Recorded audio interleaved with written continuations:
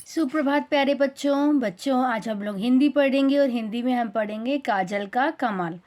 बच्चों, ये जो कहानी है इसमें एक चिड़िया बहुत अपनी हिम्मत और मेहनत से और अपने विश्वास से कैसे असफल चीज़ को मतलब जो इम्पॉसिबल चीज़ को कैसे पॉसिबल बनाती है उसके बारे में बताया गया है। चलिए हम सब कहानी पढ़ते हैं।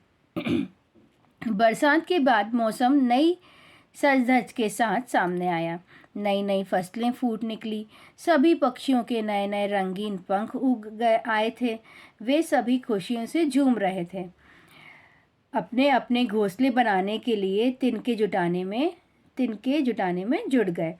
पर मटमैली चिड़िया के पंख इस बार भी मटमैले ही उगे थे। वह उदास थी, अपने घोंसले में पड़ी रो रही थी। एक चिड़ा उस चिड़िया का दुख दर्द समझ गया। वह जी जान से उसे बहलाने का प्रयास करता, पर मटमैली पंखों को रंगीन व सुंदर बनाना उसके वश में नहीं था। जंगल के आखिरी कोने में बरगद का एक बूढ़ा वृक्ष था। वहाँ चिड़े का दोस्त था। चिड़िया को दाना खिलाकर अपने साथ उस दोस्त के पास आ गया। चिड़िया की दुख भरी कहानी सुनकर बरगद भी उदास हो गया। आगे पढ़ते हैं बच्चों। पेज नंबर 132 निकालिए। उसने सहानुभूति से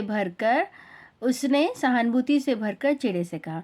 बच्चों, सहानुभूति का मतलब क्या होता है ना? आपको मालूम है? इसका मतलब होता है किसी के दुख में शामिल होना, है ना? उसका दुख भी महसूस करना। उसे क्या बोलते हैं? सहानुभूति। ओके। मेरी सबसे ऊंची शाखा पर एक कोयल रहती है। मेरी जड़ के पास जो दीपक जलता रहता है उसका धुआं ऊपर जाकर एक पत्ते पर जमा रहता है। उसे काजल कहते हैं। कोयल यही काजल अपनी आँखों में लगाती है, जिससे उसकी आँखें बड़ी बड़ी और बहुत आकर्षक लगती हैं। तुम ऊपर जाकर कोयल से थोड़ा सा काजल मांग लो। उसे अपनी नन्ही चिड़िया की आँखों में लगा दो। इससे उसकी आँखें सुंदर लगने लगेंगी। आँखें सुंदर हो तो चेहरा भी सुंदर। उससे तुम्हारी चिड़िया खुश हो जाएगी। बच्चों, जो बूढ़ा वृक्ष था, काय का वृक्ष था बूढ़ा? बताइए। बरगद का, है ना? तो बरगद के वृक्ष ने अपने साथी से क्या बोला, अपने दोस्त से क्या बोला कि तुम्हारी चिड़िया बहुत दुखी है तो तुम उसका दुख बांटो, है ना? और क्या करो, मेरी शाखा के ऊपर काजल जमा हो जाता है, जिसे कोयल अपनी आँखों में लगाकर और सुंदर दिखती है। उसकी आँखें बड़ी बड़ी हो जाती है और सुंदर दिखती है। तुम उसी से जाके थोड़ा सा काजल ले लो और अपनी चिड़िया को दे दो, तो वो काजल लगा के खुश हो जाएगी। वो भी सुंदर दिखाई देने लगेगी, है ना? ऐसा किसने कहा? बरगद ने कहा, है ना? चिड़ा उड़कर कोयल के पास गया। कोयल उस समय अपनी आँखों में काजल ही लगा रही थी, पर चिड़े की बात सुनकर बिगड़ गई।